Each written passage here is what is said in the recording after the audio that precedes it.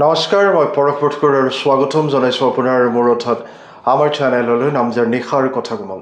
আশা কৰোঁ আপোনালোকৰ দিনটো খুবেই সুন্দৰভাৱে অতিবাহিত হ'ল।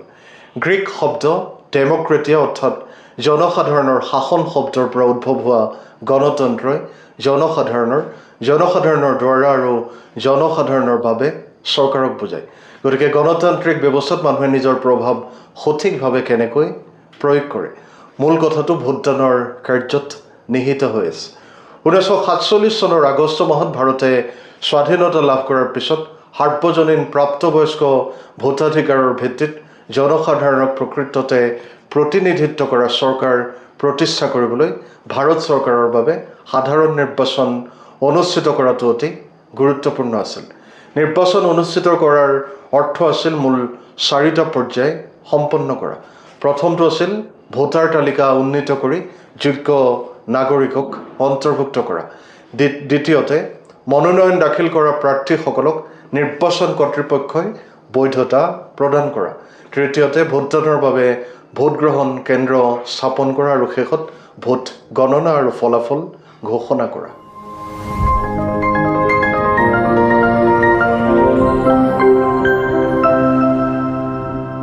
এই সময়ছোৱাত ভাৰতত জটিল প্ৰশ্নটো আছিল এই 4টা পৰ্যায় কোনে চোৱা চিতা কৰিব। উত্তৰ ভাৰতৰ নিৰ্বাচন আয়োগ অৰ্থাৎ the election commission of India. ভাৰতীয় সংবিধানৰ 324 নম্বৰ অনুচ্ছেদৰ অধীনত মুক্ত আৰু নিকা নিৰ্বাচন সুনিশ্চিত কৰিবলৈ ভাৰতীয় নিৰ্বাচন আয়োগ গঠন কৰা হৈছিল। 1949 চনৰ 26 নৱেম্বৰৰ পৰা 324 অনুচ্ছেদ বলবৎ হোৱাৰ বিপৰীতে বাকী সংবিধান 1950 চনৰ 26 জানুৱাৰীৰ পৰা আৰম্ভ হয়। ভাৰত গণৰাজ্য হোৱাৰ এদিন পূৰ্বে 1950 চনৰ 25 জানুৱাৰীত আনুষ্ঠানিকভাৱে নিৰ্বাচন আয়োগ গঠন কৰা হৈছিল।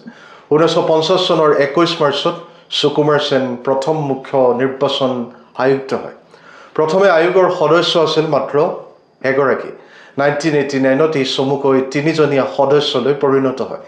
1990 চনত এজন সদস্যলৈ পুনৰ ঘূৰি আহে আৰু 1993 চনৰ 1 অক্টোবৰৰ পৰা স্থায়ী 3জনীয়া সংস্থা হিচাপে কাম কৰি আহিছে। মুখ্য নিৰ্বাচন আয়ুক্ত আৰু নিৰ্বাচন আয়ুক্ত দুগৰাকীৰে সমান ক্ষমতা আছে। উচ্চতম ন্যায়ালয়ৰ ন্যায়াধীশৰ দৰে দৰমহা লাভ কৰে আৰু 6 বছৰ বা 65 বছৰ বয়সলৈকে কাৰ্যনিৰ্বাহ কৰে, যিটো প্ৰথমে আহে। ভাৰতৰ প্ৰথম সাধাৰণ নিৰ্বাচনৰ বাবে ৰাষ্ট্ৰপতিয়ে সংসদৰ অনুমোদন আৰু ভাৰতৰ নিৰ্বাচন আয়োগৰ সৈতে আলোচনা কৰি 1951 চনৰ 13 আগষ্টত প্ৰথম সীমা নিৰ্ধাৰণৰ আদেশ জাৰি কৰিছিল। সংসদে 2খন গুৰুত্বপূৰ্ণ আইনো গৃহীত কৰিছিল। ভোটাৰ তালিকা প্ৰস্তুতৰ বাবে জনপ্ৰতিনিধি আইন 1950 আৰু নিৰ্বাচন পৰিচালনাৰ বাবে জনপ্ৰতিনিধি আইন 1951। 1951 চনৰ অক্টোবৰৰ পৰা 1952 চনৰ মাৰ্চ মাহৰ ভিতৰত লোকসভা আৰু ৰাজ্যিক বিধানসভাৰ বাবে প্ৰথম সাধাৰণ নিৰ্বাচন অনুষ্ঠিত হয়। প্ৰায় 17 কোটি ভোটাৰে অংশগ্ৰহণ কৰিছিল। 1952 চনৰ 2 এপ্ৰিলত প্ৰথম লোকসভা আৰু 1952 চনৰ 3 এপ্ৰিলত প্ৰথম ৰাজ্যসভা গঠন কৰা হয়। লোকসভা, ৰাজ্যসভা, ৰাজ্যিক বিধানসভা গঠন হোৱাৰ পিছত 1952 চনৰ মে মাহত ভাৰতৰ প্ৰথমটো ৰাষ্ট্ৰপতি নিৰ্বাচন অনুষ্ঠিত হয় আৰু 1952 চনৰ 13 মেত প্ৰথম নিৰ্বাচিত ৰাষ্ট্ৰপতিয়ে কাৰ্যভাৰ গ্ৰহণ কৰিছিল। 1951-52 চনৰ প্ৰথম সাধাৰণ নিৰ্বাচনত ভাৰতৰ নিৰ্বাচন আয়োগে 14টা ৰাষ্ট্ৰীয় পৰ্যায়ৰ ৰাজনৈতিক দল আৰু 39টা ৰাজ্যিক দলক স্বীকৃতি প্ৰদান কৰিছিল।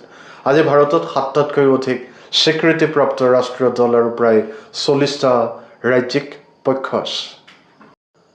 প্ৰথম 2টা সাধাৰণ নিৰ্বাচনত ভাৰতে বেলটিং বা বেলট ব্যৱস্থা ব্যৱহাৰ কৰিছিল। প্ৰতিগৰাকী প্ৰাৰ্থীৰ এটা সুকীয়া বেলট বাকচ আছিল আৰু ভোটাৰসকলে নিজৰ নিজৰ বেলট পেপাৰ নিজৰ নিৰ্বাচিত প্ৰাৰ্থীৰ বাকচত পেলাই দিছিল। 1962 চনৰ সাধাৰণ নিৰ্বাচনৰ পৰা ভাৰতৰ নিৰ্বাচন আয়োগে মাৰ্কিং ব্যৱস্থা প্ৰৱৰ্তন কৰে। ভোটাৰসকলে সকলো প্ৰাৰ্থীৰ নাম আৰু চিহ্ন থকা এখন বেলট পেপাৰ লাভ কৰিছিল আৰু সাধাৰণ বেলট বাকচত ৰখাৰ পূৰ্বে নিজৰ পচন্দৰ ষ্টাম্পেৰে চিহ্নিত কৰিছিল। 1982 চনত কেৰেলাৰ পৰাভূৰ বিধানসভা সমষ্টিৰ এটা অংশত ইলেক্ট্ৰনিক ভোটিং মেচিন বা চমুকৈ EVM পৰীক্ষামূলকভাৱে আত্মপ্ৰকাশ কৰিছিল। 1998ত ইয়াৰ ব্যাপক ব্যৱহাৰ আৰম্ভ হয় আৰু 2004 চনৰ লোকসভাৰ চতুৰ্থ সাধাৰণ নিৰ্বাচনৰ সময়ত দেশৰ সকলো ভোট কেন্দ্ৰত প্ৰথম ব্যৱহাৰ কৰা হয়। তেতিয়াৰ পৰা নিৰ্বাচন আয়োগে EVM ব্যৱহাৰ কৰি লোকসভা আৰু বিধানসভাৰ সকলো নিৰ্বাচন অনুষ্ঠিত কৰিছে। 1951-52 চনৰ পৰা লোকসভাৰ বাবে 18টা সাধাৰণ নিৰ্বাচন আজিলৈকে অনুষ্ঠিত হৈছে। এই কথাৰে আজিৰ এই খণ্ডটো সামৰিছোঁ। আশা কৰোঁ আপোনালোকে আদৰি ল'ব। লগতে আপোনালোকৰ মতামত আগবঢ়াব। চেনেলটো নিশ্চয়কৈ ছাবস্ক্ৰাইব আৰু ফ'ল' কৰিব। পুনৰ লগ পাম এক নতুন আৰু আকৰ্ষণীয় বিষয়ৰ সৈতে। ভগৱানে আপোনালোক সকলোৰে মংগল কৰক। আজিলৈ আহোঁ। শুভৰাত্ৰি। ধন্যবাদ।